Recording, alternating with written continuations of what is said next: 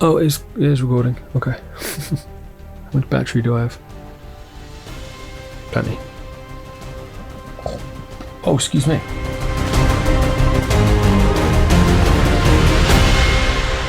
How's it going on, guys and girls? Welcome back to Ben Aquila Painting. My name's Graham. For anyone that is new, welcome to the channel. This video is the continuation of my very first video of 2022 with my friends at Archon Studio that sent me out their Rampart terrain sets. Now in that video I said I wanted to make a statement piece with the kits that they sent me, and so this is that video. I believe in that video I said something along the lines that it has to be big, it has to be brash, and I had the feeling that it was going to be difficult already at that point. And oh boy, I was right. Not only was this the hardest terrain piece that I've ever built, it was actually the largest terrain piece I've ever built as well. So stick around to the end of the video to see how it turned out. So what the hell am I actually making? You know when you're a kid and all you want to do is make a whopping great castle? I thought, that'll be fun. Let's do that. I'm gonna see if I can make out the kits that Rampart sent me a whopping great medieval castle slash fort. Now, I am no expert when it comes to the medieval time period, castles, forts, or anything like that. I have no idea if the image that I have in my head is accurate to what they had back then, but that's not the point. The point is to make a whopping great castle for my tabletop that looks awesome and is playable. So at the end of this video, let me know in the comments if I've got it right or if I've got it completely wrong. So now I know what I'm going to be building. After a little bit of searching and research, I found this image of a layer of a castle, and to my layman's eye it looks pretty good.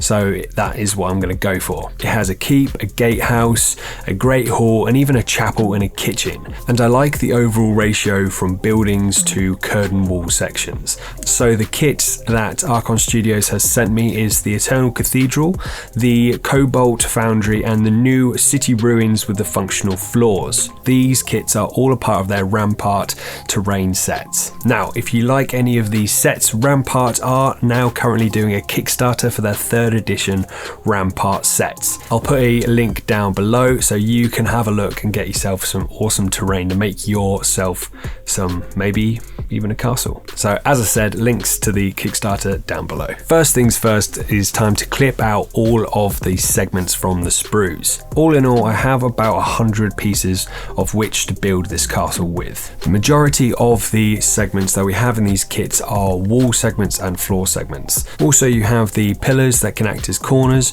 you have the functional flooring system so you can build those layers and floors up, and you have the ledge segments that comes with the foundry kit and the cathedral kit. On top of that, the older kits do come with loads of gribbly bits like end caps for the pillars to finish them off, loads of little wall details, junction boxes, conduit, little gargoyles, so we can make the castle look as custom as possible. I have already covered how these Rampart kits go together in my previous video a couple of weeks ago, so if you want to see that in a little bit more detail, a little bit more depth, check out the video, link in the description and in the cards.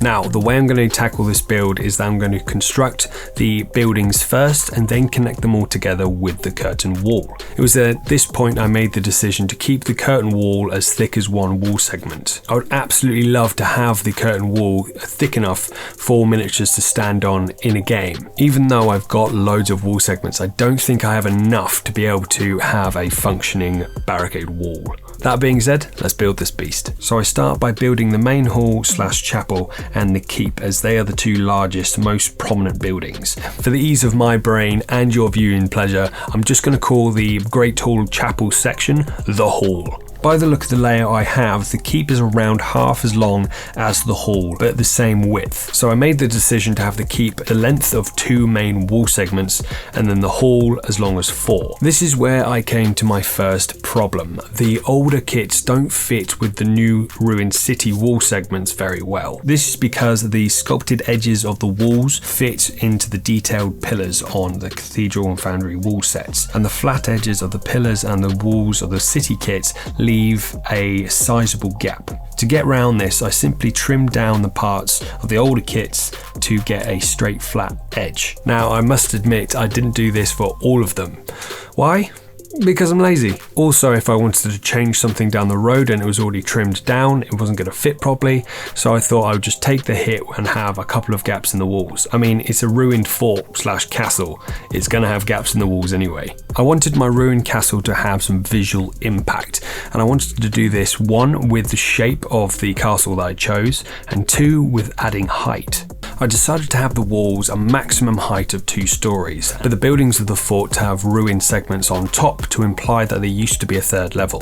The gatehouse went through several different iterations in the build process. The first attempt was even bigger than the keep itself. The second iteration was more of a broken down, ruined city gate, but that kept imploding on itself and wouldn't stay together. I finally settled on 2 double stacked towers with the width of 1 main wall section, and this is where the cousins of Rampart, Dungeons and Lasers, come to help out with one of their stone bridges from one of their kits. After adding the bridge and a few more detail to the actual gatehouse, the gatehouse was done. I really like how this gatehouse ended up. The bridge from Dungeons and Lasers and adding a few little bits and bobs has really made this look from just like a couple of buildings to an actual gatehouse. And I think it's actually one of my favourite parts of this build. The last building to make on the castle was the kitchen. And behind the kitchen, between the hall, was this raised platform area up against the curtain wall, which I really wanted to include. But I was starting to run low on parts and realised that to make this work I wouldn't be able to add the raised level. And on top of that I would have to shrink the size of the hall to be able to get it finished. So I rebuilt the hall using some half wall segments and broken wall bits from the sets. This reduced the size of the hall by about 25%, but also still kept it the largest building of the castle. At this point I had all the buildings in their basic form, so I decided to do a dry fit to see how many wall segments I would need to actually make the curtain wall as well. It was at this point I realised a few things and it wasn't looking good. I found that the hall looked really odd and it was far too small. It didn't look like the imposing structure it was meant to be when it was larger. It just ended up looking squashed. Also, even with the smaller hall, I wasn't going to have enough wall segments to finish the curtain wall. I played around with the idea of having the curtain wall only a single story high instead of 2, but it didn't. It just detracted away from the imposing fortified position that I was going for. It really wasn't looking good at this point. I didn't have enough pieces to actually get it finished. If I did have enough pieces, then the building's going to be far too small to actually be able to play on the tabletop. And I actually thought about just cutting my losses and calling it quits. Until a hero emerged from the depths of time, a piece of terrain that would fit perfectly in the size and height fated to save the lowly failing castle build. Dungeons and Lasers. So for a little context, Dungeons and Lasers and Archon Studios reached out to me and sent me out a load of modular terrain a while ago, and I was making a video about building a full set of terrain for the tabletop. During that time, it was when Rampart called out to me and asked if I wanted to get involved with this, and it was very, very similar kind of idea. So the Dungeons and Lasers video got shelved, as this one was a little time sensitive. I've got to say, while making the Dungeons and Lasers video, I had no clue that the main part of that build was going to be the perfect size and height for this build. Seriously, you cannot write this stuff. Not only was the Dungeons and Lasers piece the right size and height that I needed, but also it was made from a sci-fi kit as well, so it was almost perfect. All I had to do was add a few gribbly bits and a few extra pillars and whatnot to it to make it fit in a little bit more with the Rampart kits. And it even had a balcony. Now that the hall was sorted, I had enough wall segments to actually finish the curtain wall, and even a couple of extra to cut up and add as little gribbly bits as well. Oh yeah, baby! Moving on to the curtain wall segments, I wanted to add bases to them. So 1, they give them more stability when I'm using them on the tabletop, and 2, it just gives it a little bit more character. I have some of this 2mm board I used for my modular barrier terrain video. I used the exact same method in that video on these bases. I glued the walls down using some super glue and PVA, and then trimmed down around the edges of the bases so they fit up against the buildings and other wall segments properly, and then around the edges where the wall and the base connected, add a little bit of Gorilla Glue to give it a little bit more stability, but also give it a little bit more volume on the ground with a little bit more depth as it expands. Once that was dry, I covered it in PVA and give it a good covering with fine sand to give it that gravelly, gritty dirt look. The very last thing I do is go around the whole piece, adding end caps to the walls, the little gribby bits, all the bits and bobs, things that add character to the build, make it look a little bit more alive. Little lights, little switches, conduit, gargoyles, bits of overgrown foliage that comes with the Rampart kits. And thankfully on the dungeons and lasers as well, the holes in the walls there are the same size as the Rampart's ones, so they fitted in perfectly too. And that was it. The build was finally ready for paint.